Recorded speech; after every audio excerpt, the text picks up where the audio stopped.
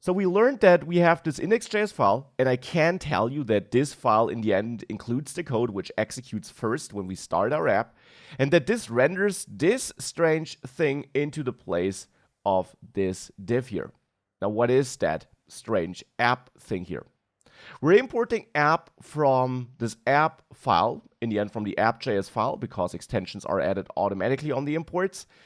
And there, what we have is in the end a JavaScript function. This is a regular function, an arrow function stored in this constant. And then we export this constant and therefore this function. Pretty straightforward. But the thing inside of the function is not straightforward.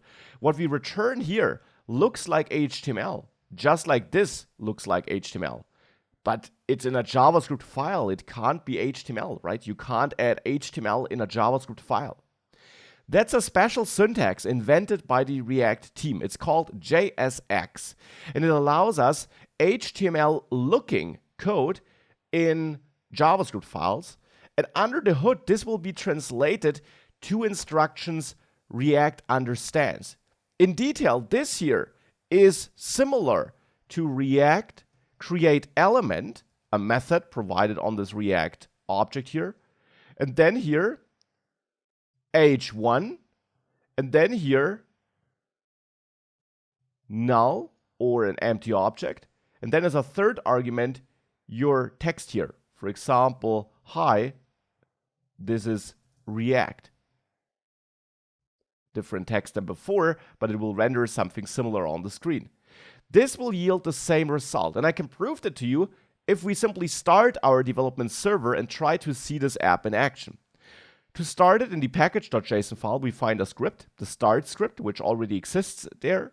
And this will in the end use that tooling I mentioned earlier to then transform our code and to start up a development server, which automatically reloads or injects changes when we change something. So here we can open up a new terminal integrated into this IDE, and there run npm start to bring up that development server. And you should keep that server up and running as long as you are working on your code, because when you close it, you can't preview your page anymore, your app anymore. Now, when you start this server, when you run npm start, it should automatically open up a new tab in the browser on localhost 3000. If it doesn't, simply do so on your own and visit it. And there you should see, hi, this is React, which clearly is the text I entered here.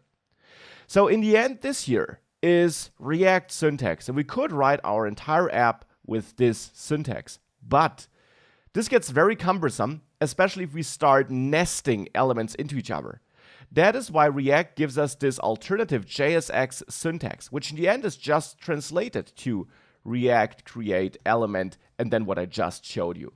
That's also why we need to import React here, even though it looks like we're not using this React object anywhere in this file, right? We have this React text here, but that's something different. So we're not using it anywhere in this file. Well, it gets used implicitly because this is just syntactic sugar in the end. It is translated to that other syntax I showed you. And that is what React is all about. We tell React which elements it should render. And under the hood, it then will translate this into commands that the DOM understands, that the browser understands to render real DOM elements. Now, for example, if I add the title here, which gives us this tooltip that's built into the browser basically, this works. And I save this, it automatically reloads. You don't need to do so on your own. And if you now hover over this, you see this tooltip. This works. Very small here, but you can see it if you test this on your own system. Now, this works because that in the end is translated to React create element h1, then this object which we previously left empty. Here we set the attributes or the properties we want to set on that DOM node which is created here. In this case, title to this works. And then thereafter, we have the text. This is how this works, and React will do everything it needs to do. It will create this element, it will set all these properties or attributes here, and it will render the last argument here inside of that created element. And that's also the part where this JSX code helps us, because if in here we have, let's say, another HTML element, we would have to nest multiple React create element calls into each other, which quickly becomes very hard to manage. That's why this JSX syntax here is a great idea, a great invention. So we will use this syntax, and we also use it here in index.js. The difference is, though, that here we don't use it with a normal HTML DOM element, but instead here we use a custom function, because we are using what gets exported in the app.js file. And what we export there is a normal JavaScript function. Well, that is one of the most important concepts of React: components.